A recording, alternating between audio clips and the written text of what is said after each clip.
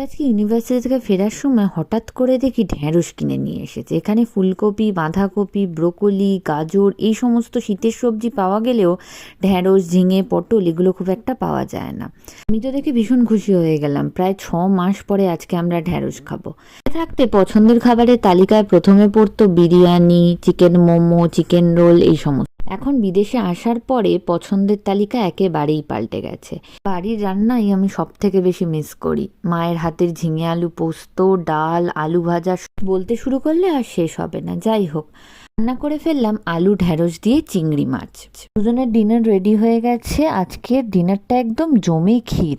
ডিনারে ছিল ঢ্যাঁড়স ভাজা, একটুখানি স্যালাডে শশা নিয়েছিলাম, আর আলু ফুলকপি দিয়ে সয়াবিনের তরকারি আর ভেজ ডাল।